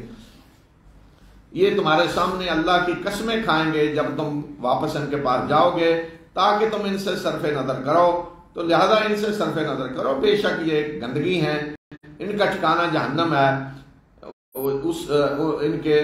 ان کی کمائیوں کی سزا کے طور پہ۔ مسلمانوں کو کہا کہ آپ واپس جب جائیں گے تو یہ اللہ کی قسمیں کھائیں گے، آ کر عذر پیش کریں گے، یہ مقصد ان کا کیا ہے تاکہ آپ انہیں معاف کر دیں، صرف نظر کریں، فرمایا کہ صرف نظر کر دو، چھوڑ دو، یہ گندگی ہے، گندگی جائے گی جہنم میں، چھوڑ دو ان کو، کوئی اہمیت نہ دو۔ یہ آپ کے سامنے آ کر قسمیں کھائیں گے تاکہ آپ ان سے راضی ہو جائیں، اگر تم ان سے راضی ہو بھی جاؤ تو بے شک اللہ ایسے فاسق لوگوں سے راضی نہیں ہوگا۔ مسلمانوں کو کہا، جمع کسی ہے کہ اب یہ آپ کو راضی کرنے کے لیے قسمیں کھائیں گے، یعنی مسلمانوں کو فرمایا کہ تم راضی ہو بھی جاؤ مسلمان تو اللہ نہیں راضی ہوگا ان فاسقوں سے۔ تو انہیں فکر ساری کیا ہے کہ تمہیں راضی کرنا، اگر یہ مومن ہوں تو انہیں فکر اللہ اور اللہ کے رسول کو راضی کرنے کی ہو، لیکن یہ تمہیں راضی کرنے کی فکر میں ہے۔ یہ تو تھا عام منافقوں کا۔ اب جو بدو تھے ان کے بارے میں آپ بتایا کہ بدو دیہاتی جو ہیں وہ کفر و نفاق میں زیادہ سخت ہیں، اور ان سے اس بات کی زیادہ توقع ہے کہ اللہ نے جو کچھ نازل، اللہ نے اپنے رسول پہ جو کچھ نازل کیا ہے وہ اس کی حدود سے ناواقف رہیں، یعنی دین کو نہ سمجھے صحیح طرح، اور اللہ جاننے والا اور دانا ہے۔ اور ان بدوؤں میں سے ایسے بھی ہیں کہ جو خرچ کرتے ہیں اس کو ایک زبردستی کی چٹی سمجھتے ہیں، اور تمہارے بارے میں وہ گردش ایام کا انتظار کر رہے ہیں، تو برا چکر انہی پہ ہے، اور اللہ سننے والا اور جاننے والا ہے۔ دیہاتیوں کے بارے میں کہا کہ کچھ ایسے ہیں کہ جو خرچ کرتے ہیں اس کو چٹی سمجھتے ہیں، اور تمہارے بارے میں انتظار کر رہے ہیں کہ پتہ نہیں کب تمہیں کو آ کے ختم کر دے، کب خاتمہ ہوتا ہے اسلام کا، مسلمانوں کا، ہماری جان چھوٹ جائے، پھنسے ہوئے ہم تو اس طرح کا حال ہے ان کا۔ فرمایا کہ برائی کا چکر ہی نہیں پیا، یہی پھنسنے والے ہیں چکر میں۔ اور پھر جو اچھے لوگ تھے بدوؤں میں ان کی تعریف کی، اور ان دیہاتیوں بدوؤں میں سے ایسے بھی ہیں جو اللہ اور یوم آخرت پر ایمان رکھتے ہیں، یعنی صحیح ایمان رکھتے ہیں، ویسے دعویٰ تو پہلے لوگوں کا بھی تھا نا ایمان، اور بدوؤں میں سے ایسے بھی ہیں جو اللہ اور یوم آخرت پر ایمان رکھتے ہیں، اور جو خرچ کرتے ہیں اس کو اللہ کے ہاں قرب کا ذریعہ، اللہ کے قرب اور رسول اللہ صلی اللہ علیہ وسلم کی دعائیں حاصل کرنے کا ذریعہ سمجھتے ہیں۔ ایسے لوگ سن لیں کہ بے شک یہ ان کے قرب ہی کا ذریعہ، ان کے لیے اللہ کے قرب ہی کا ذریعہ ہے، ان قریب اللہ انہیں اپنے دامن رحمت میں داخل کرے گا، بے شک اللہ بخشنے والا اور مہربان ہے۔ یہ دوسرا کرو جو اللہ یوم آخرت پر ایمان رکھتا ہے، اور جو خرچ کرتے ہیں وہ اس نیت سے کرتے ہیں کہ جو کچھ ہم کر رہے ہیں یہ ایک تو اللہ کا قرب اس سے ہمیں حاصل ہوگا، اور رسول اللہ صلی اللہ علیہ وسلم کی دعائیں ملیں گی ہمیں. خرچ کریں گے تو اللہ کے رسول صلی اللہ علیہ وسلم دعا دیں گے ہمیں، اور یہ اللہ کے قرب کا ذریعہ. تو ان کو پیغام دیا کہ اللہ سن لو، کوئی شک نہیں اس میں، سن لو انہا قربت اللہ، بے شک ان کا یہ عمل اللہ کے قرب کا ذریعہ ہے. تو اس سے پتہ چلا کہ اللہ کا قرب کن چیزوں سے حاصل ہوتا ہے. تو یہ ہے نا یا ایھا الذین آمنوا اتقوا اللہ وابتغوا الیہ الوسیلہ، کہ اے ایمان لانے والو اللہ سے ڈرو اور اس کے قرب کا ذریعہ تلاش کرو. تو اللہ بتا رہا ہے جگہ جگہ کہ اللہ کا قرب کن چیزوں سے حاصل ہوتا ہے. فرمایا کہ یہ عنقریب اللہ انہیں اپنے دامن رحمت میں داخل کرے گا، اور اللہ بخشنے والا اور مہربان ہے. تو یہ وہ تھے جو دیہاتیوں میں سے بھی صحیح ایمان رکھنے والے لوگ. والسابقون الأولون من المهاجرين والأنصار والذين اتبعوهم بإحسان رضي الله عنهم ورضوا عنه وأعد لهم جنات تجري تحتها الأنهار خالدين فيها أبدا ذلك الفوز العظيم. وممن حولكم من الأعراب منافقون ومن أهل المدينة مردوا على النفاق لا تعلمهم نحن نعلمهم سنعذبهم مرتين ثم يردون إلى عذاب عظيم. وآخرون اعترفوا بذنوبهم خلطوا عملا صالحا وآخر سيئا عسى الله أن يتوب عليهم إن الله غفور رحيم. خذ من أموالهم صدقة تطهرهم وتزكيهم بها وصل عليهم إن صلاتك سكن لهم والله سميع عليم. ألم يعلموا أن الله هو يقبل التوبة عن عباده ويأخذ الصدقات وأن الله هو التواب الرحيم. وقل اعملوا فسيرى الله عملكم ورسوله والمؤمنون وستردون إلى عالم الغيب والشهادة فينبئكم بما كنتم تعملون. وآخرون مرجون لأمر الله إما يعذبهم وإما يتوب عليهم والله عليم حكيم. اور مہاجرین اور انصار میں سے اسلام میں سبقت لے جانے والے اور وہ لوگ جنہوں نے بہترین عمل کے ساتھ ان کی پیروی کی، اللہ ان سے راضی ہوا اور وہ اللہ سے راضی ہوئے. اللہ نے ان کے لیے ایسے باغات تیار کر رکھے ہیں جن کے اندر نہریں بہ رہی ہوں گی، ان میں وہ ہمیشہ ہمیشہ رہیں گے. یہ ہے عظیم کامیابی. تو فرمایا کہ جو سبقت لے جانے والے ہیں مہاجرین و انصار میں سے، سابقون الاولون یعنی سب سے پہلے ایمان لانے والے، تو مہاجرین میں سے بھی تھے سبقت لے جانے والے، پھر انصار میں بھی سبقت لے جانے والے. انصار کے اندر سب سے پہلے جو ایمان لائے اور پھر جو ان کے پیچھے آئے، والذین اتبعوہم بإحسان. احسان سے مراد وہی ہے حدیث جبریل میں جو ہے بہترین عمل، بہترین ایمان، بہترین طریقے سے اللہ کے راستے میں جہاد، ہجرت. تو جنہوں نے ان کی پیروی کی بہترین طریقے سے، وہ بھی انہیں کے ساتھ. سب کے لیے ایک ہی بات ہے کہ رضی اللہ عنہ ورضوا عنہ، اللہ ان سے راضی ہوا، وہ اللہ سے راضی ہوئے، اور اللہ نے ان کے لیے ایسے باغات تیار کر رکھے ہیں. تو یہ ہے مومنوں کا سب سے بڑا مقام. سابقون الاولون انصار میں بھی ہے، مہاجرین میں بھی ہیں جو ان کے پیچھے آئے. پھر اس کے بعد جو علماء نے قرآن نے جو کچھ کہا ہے یا حدیث میں، اسی بنیاد پہ جو درجے صحابہ کے ہیں. پھر اس کے بعد درجہ ہے اہل بدر، جو بدر میں شریک ہوئے. بعد والے ان کے برابر نہیں ہو سکتے. جو اہل بدر ہیں ان کا مقام بڑا ہے، بعد میں کو آنے والا ان کے مقام کو نہیں پہنچ سکتا جو اہل بدر کا مقام ہے. پھر اس کے بعد ایک اور درجہ جو اللہ نے رکھا ہے، جس طرح آپ کہتے ہیں نا یہ جی پی ایچ ڈی ہے، اس کے بعد یہ ایم اے ہے، یہ بی اے ہے، یہ پھر جی ایف اے ہے، یہ میٹرک ہے، یہ پرائمری، اوپر سے نیچے. تو سب سے اوپر اہل بدر ہے. سابقون الاولون تو اسی میں پھر آگے بدر والے. پھر جنہوں نے بیعت الرضوان میں شرکت کی، صلح حدیبیہ کے موقع پہ رسول اللہ صلی اللہ علیہ وسلم کی بیعت کی، ان کے لیے بھی اللہ کا یہی وعدہ ہے رضی اللہ عنہ، اللہ ان سے راضی ہو. جو بیعت الرضوان میں شریک تھے بعد والے ان کے برابر نہیں ہو سکتے. ایک وہ لائن لگا دی اللہ تعالیٰ نے. اس کے بعد پھر فتح مکہ والے، فتح مکہ سے پہلے جو ایمان لائے بعد میں لانے والے ان کے برابر نہیں ہو سکتے. وہ درجہ بڑا ہے، وہ بھی بتا دیا.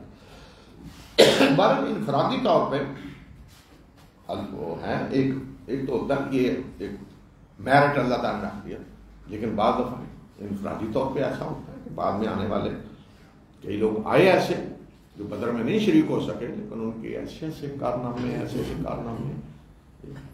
کہ حیران ہو جاتا ہے آدمی. کئی لوگ ہیں کہ جن کو 5-6 سال ملے سارے. خیر حضرت سعد بن معاذ تو صحابہ بدر میں سے بھی ہیں، اوس کے جو سردار تھے، صرف 6 سال ملے انہیں. ہجرت کے بعد ایمان لائے. ہجرت سے پہلے جب حضرت مصعب بن عمیر رضی اللہ تعالیٰ عنہ کو رسول اللہ صلی اللہ علیہ وسلم نے بھیجا مدینہ، تو انہیں کی دعوت سے انہوں نے اسلام قبول کیا. پھر رسول صلی اللہ علیہ وسلم ہجرت کر کے آئے تو 6 ہجری میں شہید ہو گئے. جنگ خندق میں تیر لگا، اسی تیر سے بعد میں شہید ہو گئے. تو ان کی وفات پہ رسول اللہ صلی اللہ علیہ وسلم نے فرمایا کہ عرش الہی ہل گیا ہے ان کی وفات. 6 سال، صرف 6 سال میں دیکھیں کہاں پہنچ گئے. اصل یہ ہے عمل کس کا، کسی کا کیا ہے. تو بعض دفعہ کو یہ ہوتا ہے کہ 1 سال کے اندر اتنا کچھ حاصل کر لیتا ہے جو درجات بہت بڑھ جاتے ہیں. اور تمہارے ارد گرد بدمیوں میں سے بھی بہت سارے منافق ہیں، اور اہل مدینہ میں بھی منافق ہیں جو نفاق میں بڑے طاق ہیں، بڑے ماہر ہو گئے ہیں نفاق میں. تم انہیں نہیں جانتے، ہم انہیں جانتے ہیں. ہم ان کو 2 مرتبہ عذاب دیں گے، پھر یہ ایک بڑے عذاب کی طرف لٹائے جائیں گے. ممن حولکم من الاعراب، ارد گرد مدینہ کے جو بدوی ہیں ان میں فرمایا ان میں بھی منافق ہیں اور مدینہ میں بھی منافق ہیں. فرمایا آپ نہیں جانتے، ہم جانتے ہیں. 2 مرتبہ عذاب. یہ 2 مرتبہ کو ہے کہ دنیا میں ہے عذاب. عذاب ان کے لیے کیا تھا کہ ان کے سامنے اسلام غالب ہو گیا. سب سے بڑی چیز جس سے ان کو موت پڑ رہی تھی اور عذاب تھا ان کے لیے وہ یہ کہ اسلام کو غالب ہوتے دیکھیں اور کفر کو نیست و نابود ہوتے دیکھیں، کفر اور شرک کو. تو یہ تھا عذاب دنیا میں. اور اس کے بعد فرمایا کہ بڑے عذاب کی طرف لوٹائے جائیں گے، وہ ہے آخرت. تو ابتدا میں تو رسول اللہ صلی اللہ علیہ وسلم کو نہیں بتایا گیا ان کے بارے میں، لیکن جنگ تبوک کے بعد منافقوں کے بارے میں رسول اللہ صلی اللہ علیہ وسلم کو بتا دیا گیا کون کون منافق ہے. یہ جو قتل کرنے کے ٹیم تھی نا وہ بھی بتا دے گئے رسول اللہ صلی اللہ علیہ وسلم. قتل کرنے کے لیے جو آ رہے تھے آپ کو وہ بھی بتا دیا. اور کمال دیکھیں نا، اللہ تعالیٰ نے آپ کو بتا دیا ہے کہ یہ تھے جو قتل کرنے کے ارادے سے آئے تھے. ہم بما لم ینالوا، لیکن آپ نے کسی کو پکڑا. یعنی آپ دیکھیں نا کہ اسٹیٹ کے سربراہ، ریاست کے سربراہ، یعنی اللہ کے رسول اور حکمران ریاست کے سربراہ کو قتل کرنے کے ارادے سے آ رہے ہیں. پوری کوشش کی ہے لیکن نہیں کر سکے. کو کیس بنا، پکڑا، آپ نے کسی کو قتل کیا نہیں، اللہ کے ہاں عذاب کے لیے چھوڑ دیا. اور اس موقع میں پھر آپ کو بتا دیا گیا، اس لیے کہ جب منع کر دیا گیا کہ ان میں سے جو مرے ان کی نماز جنازہ بھی نہیں پڑھنی، تو لسٹ دی گی تو پھر ہی ہوگا کہ آپ نے نماز جنازہ نہیں پڑھنی. تو پھر آپ کو بتا دیا گیا کہ یہ ہیں، سب کی لسٹ دے دی گئی. تو اس لیے رسول اللہ صلی اللہ علیہ وسلم کی موجودگی میں، آپ کی زندگی میں اس کے بعد اگر کوئی مرا اور آپ نے نماز جنازہ نہیں پڑھی تو اس کا مطلب وہ منافق تھا، واضح. آپ کہتے کہ جا کے پڑھ لیں آپ کی زندگی میں جو مرے ان میں سے. اس کے بعد آپ نے حضرت حذیفہ کو بتایا، ایک صحابی ہے سر جن کو کہا جاتا تھا رسول اللہ صلی اللہ علیہ وسلم کے صاحب راز ہیں، صاحب السر رسول اللہ صلی اللہ علیہ وسلم، رسول اللہ علیہ وسلم کے رازدان.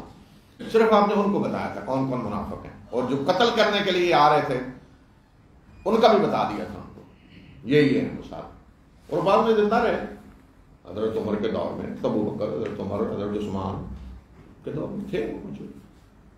تو بعد میں حضرت حذیفہ اگر مدینہ میں موجود ہوتے اور وہ کسی کی نماز جنازہ نہ پڑھتے تو اس کا مطلب ہے کہ حضرت عمر اپنے دور میں اگر کوئی مرتا تو پتہ کراتے ہیں کہ حذیفہ نماز جنازہ پڑھنے جا رہے ہیں یا نہیں، مدینہ میں ہیں اور نماز پڑھنے جا رہے ہیں، نماز جنازہ پڑھنے جا رہے ہیں یا نہیں، اپنے طریقے سے معلومات لیتے ہیں. کوئی بندہ بھیج کے ایسے مطلب یہ تو نہیں کہتے عمر کہہ رہے ہیں جی آپ نے جانا ہے یا نہیں، معلومات لے لیتے ہیں کہ کیا پڑھا ہے ذرا چیک کریں. تو اگر پتہ چل جاتا ہے کہ حضرت حذیفہ نہیں جا رہے نماز جنازہ پڑھنے تو حضرت عمر بھی نہیں جاتے تھے، تو پتہ چل جاتا کہ منافق ہے. لیکن رسول اللہ صلی اللہ علیہ وسلم نے عام مسلمانوں کو نہیں بتایا. یہ رحمت ہے اللہ اور اللہ کے رسول. دنیا میں آخرت کے لیے چھوڑ دیا ان کو، لیکن دنیا میں صداعت انہیں مل گئی. سنوازم رہتا ہے ان کے لیے اسلام کا غلبہ، سر بلندی، وہ تو ہر روز موت پڑ رہی تھی انہیں ہر چیز دیکھ کر، عذاب ہی عذاب ہر وقت. اور کچھ دوسرے ہیں جنہوں نے اپنے گناہوں کا اعتراف کر لیا ہے، ان کے اعمال مخلوط ہیں، کچھ نیکیاں بھی ہیں اور کچھ برائیاں بھی ہیں. امید ہے کہ اللہ ان پہ نظر عنایت کرے گا، ان کی توبہ قبول کرے گا. بے شک اللہ بخشنے والا و مہربان ہے.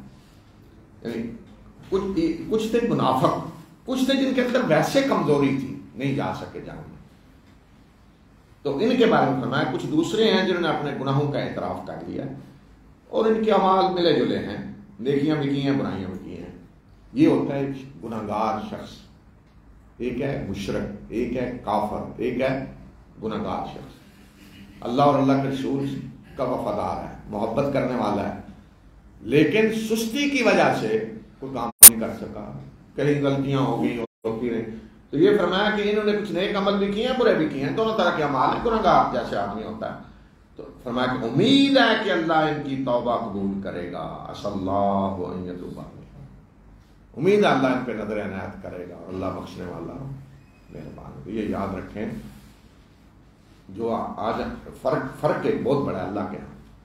آج ہم تو نہیں خیر کسی کو جانتے کسی کے دل میں کیا ہے، ہم تو ظاہر دیکھیں گے بس. ایک ہے کہ مشرک، اس کے لیے اللہ تعالیٰ نے فیصلہ کر دیا کہ بخشش نہیں ہو سکتی، بلکہ دعا بھی نہیں. مومن اگر مر گیا ہے کوئی شرک کرتا تو دعا بھی نہیں کی جا سکتی، آگے آ رہی ہے بخشش نہیں ختم. دوسرا ہے منافق. اگر کوئی منافق مرا ہے تو وہ ختم، وہ بھی نہیں.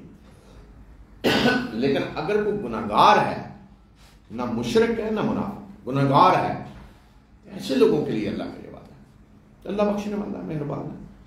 تو گنہگار ہونا ایک اور چیز ہے، منافق ہونا اور چیز ہے، اور مشرک ہونا، تینوں میں بہت بڑا فرق ہے.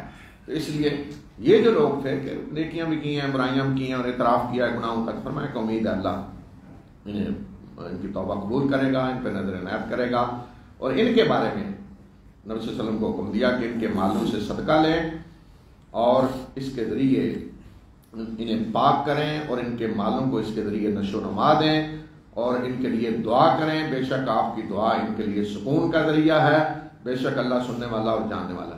منافقوں کے بارے میں تو منع کر دیا گیا تھا نا کہ ان کے صدقات بھی قبول نہیں کیے جائیں گے، جہاد میں جانے کے لیے اجازت نہیں ہے اور ان کی نماز جنازہ بھی نہیں پڑھی جائے. لیکن یہ جو تھے لوگ گناہگار، سستی کی وجہ سے نہیں جا سکے، تو ان کے بارے میں فرمایا کہ ان کے مالوں سے صدقہ بھی لیں اور صدقے آپ لے کر انہیں بھی پاک کریں اور ان کے مالوں کو بھی نشو و نما دیں اور ان کے لیے دعا بھی کریں، صلی علیہ ان کے لیے دعا کریں.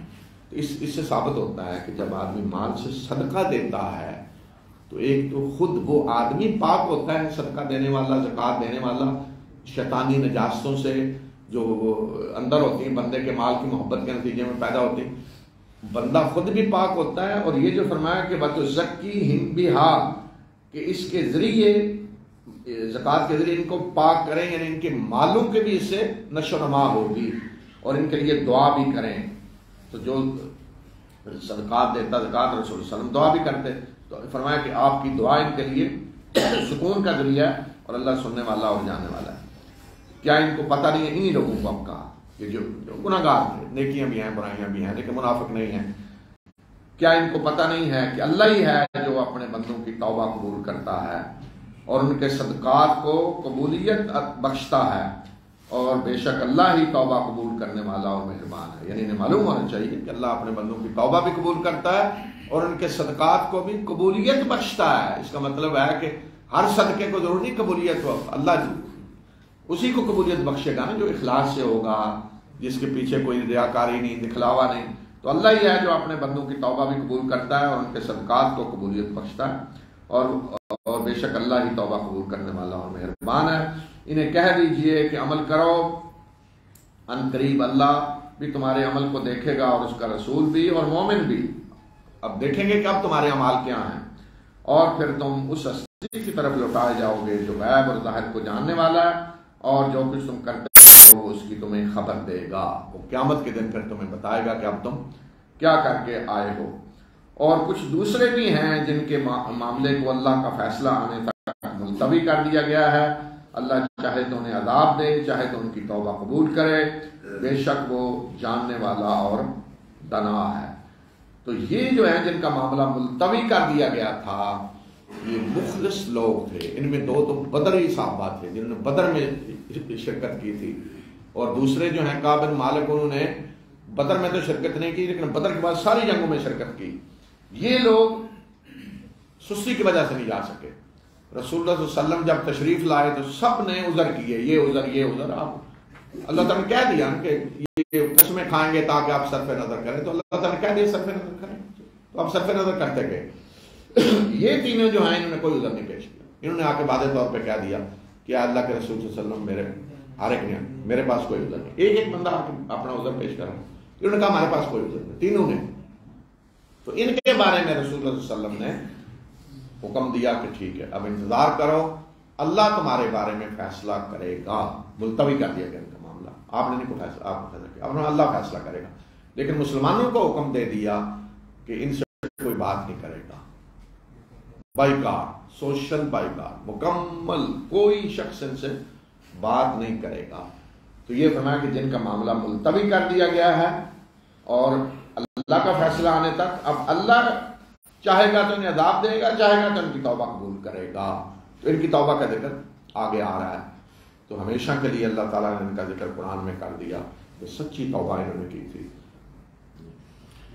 والذين اتخذوا مسجدا ضرارا وكفرا وتفريقا بين المؤمنين وإرصادا لمن حارب الله ورسوله من قبل ولا يحلفن إن أردنا إلا الحسنى والله يشهد إنهم لكاذبون. لا تقم فيه أبدا لمسجد أسس على التقوى من أول يوم أحق أن تقوم فيه رجال يحبون أن يتطهروا والله يحب المطهرين.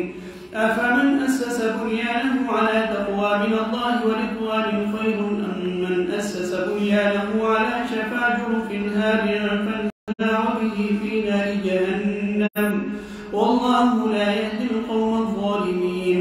لا يزال بنيانهم الذي بنوا ريبة في قلوبهم إلا أن تقطع قلوبهم والله عليم حكيم. إن الله اشترى من المؤمنين أنفسهم وأموالهم بأن لهم الجنة يقاتلون في سبيل الله فيقتلون ويقتلون وعدا عليه حقا في التوراة والإنجيل والقرآن ومن أوفى بعهده من الله فاستبشروا ببيعكم الذي بايعتم به وذلك هو الفوز العظيم. التائبون العابدون الحامدون السائحون الراكعون الساجدون الآمرون بالمعروف والناهون عن المنكر والحافظون لحدود الله وبشر المؤمنين. رسول اللہ صلی اللہ علیہ وسلم جب جنگ کی تیاری میں لگے ہوئے تھے تو قباء کا جو علاقہ ہے، مسجد قباء ہے جہاں، یہ پورا علاقہ تھا سارے مسلمان کے یہاں. اور رسول اللہ صلی اللہ علیہ وسلم سب سے پہلے جب ہجرت کر کے مدینہ تشریف لے گئے تو آپ قباء ہی میں ٹھہرے. سب سے پہلے قباء پہلے آتا تھا، یہیں آپ نے یہ مسجد بھی تعمیر کی جو آج مسجد قباء. تو جب آپ جنگ کی تیاری میں لگے ہوئے تھے تو کچھ منافقوں نے یہاں ایک الگ مسجد بنائی قباء کے علاقے میں، جو گروپ تھا منافقوں کا وہاں. اور انہوں نے عذر یہ کیا اس وقت کہ اصل میں اس مسجد میں ہم جا نہیں سکتے، بارش رات کے اندھیرے میں دور ہے، تو اس لیے ہم نے ایک اپنے محلے میں مسجد بنا لی ہے. تو رسول اللہ صلی اللہ علیہ وسلم سے آ کر کہا کہ آپ اس مسجد کا افتتاح کریں، یعنی آپ اس میں آ کر نماز پڑھیں تاکہ اس کا افتتاح ہو جائے۔ تو آپ نے فرمایا کہ میں ابھی جنگ کی تیاریوں میں مصروف ہوں، تو میں تبوک سے واپس آ کر پھر آپ کی مسجد میں آؤں گا اس کا افتتاح کرنے۔ تو تبوک سے واپس جب آپ تشریف لا رہے تھے تو یہ آیات نازل ہو گئی اور بتا دیا کہ یہ مسجد نہیں ہے، یہ ایک اڈا ہے منافقوں کا جو اسلام کو نقصان پہنچانے کے لیے بنایا گیا ہے، اور مسلمانوں میں فرقہ میں تفریق ڈالنے کے لیے، اور جو اللہ اور اللہ کے رسول کے دشمن ہیں ان کے لیے ایک پناہ گاہ بنائی گئی ہے۔ یہ مسجد نہیں ہے، آپ اس میں کبھی نماز نہ پڑھیں۔ تو یہ اس کا پول کھول دیا اللہ تعالیٰ نے، اور رسول اللہ صلی اللہ علیہ وسلم نے پھر وہیں سے جب یہ آیات نازل ہوئی تو صحابہ کو بھیجا کہ اس عمارت کو جا کر جلا دیں، جو مسجد کے نام پہ بنائی گئی تھی اس کو جلا دیں۔ تو یہ اس کے بارے میں اگلی آیات ہیں۔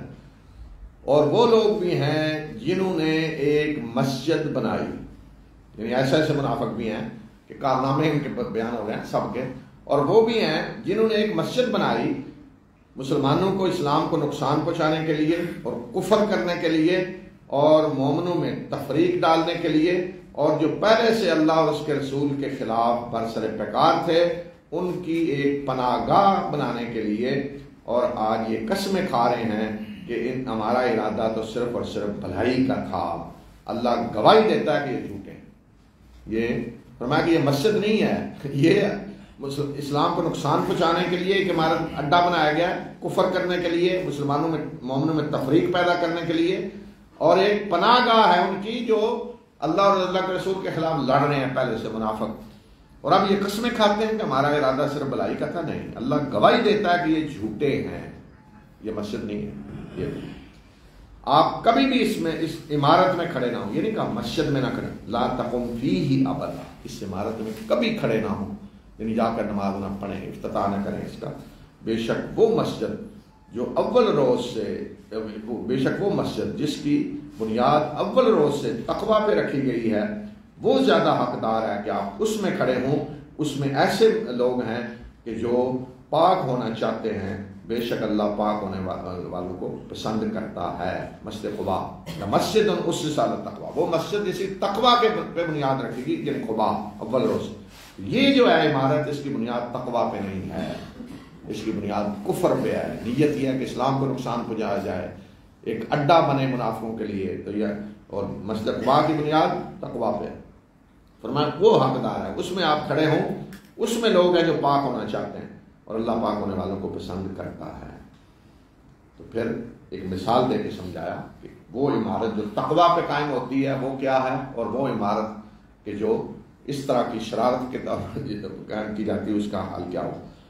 پس وہ شخص کہ جس نے اپنی عمارت کی بنیاد اللہ کے تقوی اور اس کی رضا پہ رکھی وہ بہتر ہے، یا وہ شخص کہ جس نے اپنی عمارت کی بنیاد ایک وادی کے گرنے والے کنارے پہ رکھی تو وہ کنارہ اسے لے کر جہنم میں گر گیا، اور اللہ ایسے ظالم لوگوں کی رہنمائی نہیں کرتا۔ اور ان کی یہ عمارت جو انہوں نے بنائی، یہ مسلسل ان کے دلوں میں شک کی جڑ بنی رہے گی، الا یہ کہ یہ دل ہی ریزہ ہو جائیں، اور بے شک اللہ جاننے والا اور دانا ہے۔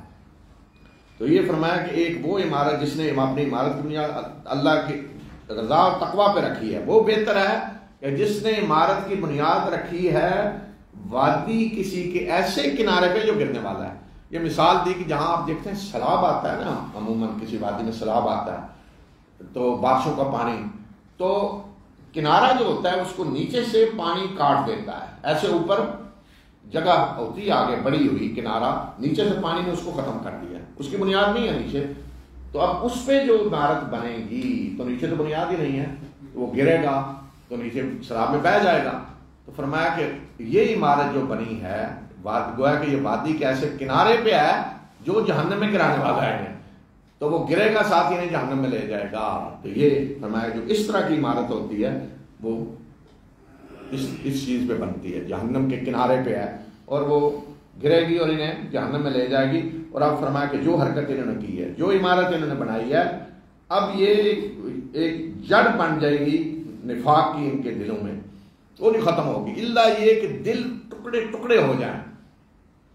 یہ ایسے ہی ہے جیسے آپ کہیں نا کبھی کسی کو کپڑے پہ کوئی داغ لگ گیا، یہ داغ نہیں اتر سکتا جب تک کپڑا ہی نہیں پھٹ جاتا. ایک ہی شکل ہے، کپڑا ہی پھٹ جائے ورنہ داغ نہیں اترے گا. میں کہ نفاق اب نہیں نکلے گا الا یہ کہ دل ہی ٹکڑے ٹکڑے ہو جائیں. یہ اب حرکت جو انہوں نے کی ہے نفاق کی جڑ بنی رہے گی ان کے اندر، کبھی یہ نفاق نہیں ختم ہوگا. اور بے شک اللہ جاننے والا اور دانا ہے. تو اس سے پتہ چلتا ہے کہ اصل یہ نہیں دیکھا جائے گا نام کیا رکھا گیا ہے. دیکھیں یہاں اللہ تعالیٰ نے اس کو مسجد نہیں کہا، پہلے کہا ہے مسجد، کیونکہ انہوں نے مسجد نام رکھا ہوا تھا نا. اس کے بعد یہ نہیں کہا کہ یہ مسجد نہیں، کہا ہے عمارت جو انہوں نے بنائی ہے. تو یہ ضروری نہیں کہ ہر عمارت جیسے کوئی مسجد نام دے دے وہ مسجد بن جاتی ہے.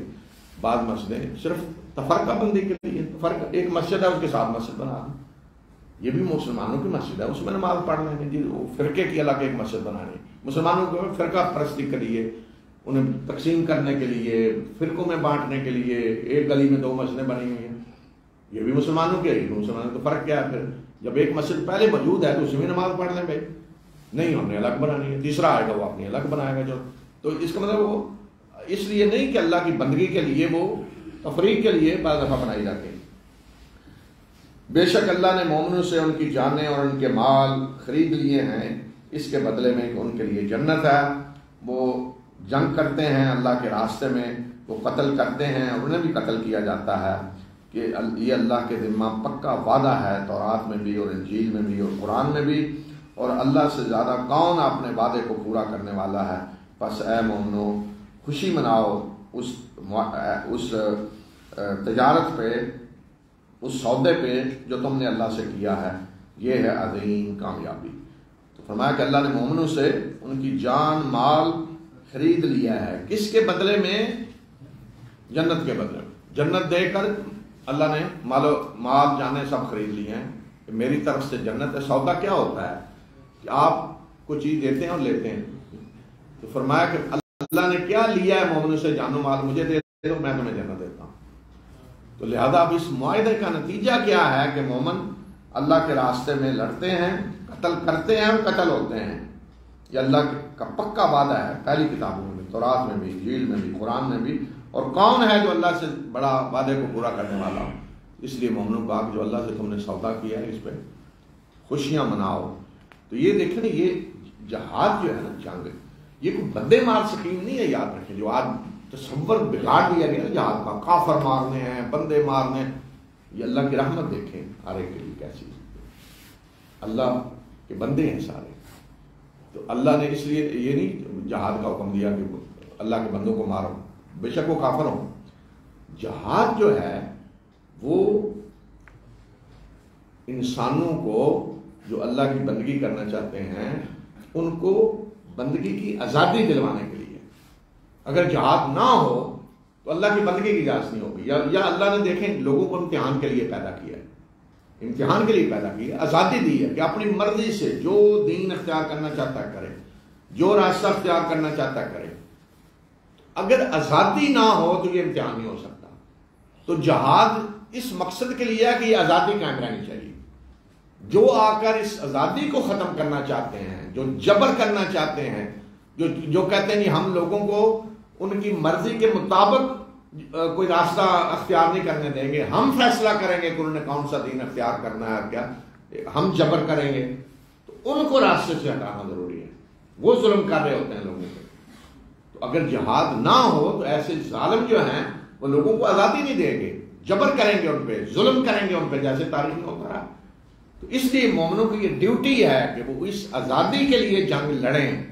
اس لیے اتنا بڑا درجہ اللہ تعالیٰ نے رکھا ہے جہاد کا. یہ مومنوں کے آگے تعریف کی کہ کون ہے مومن؟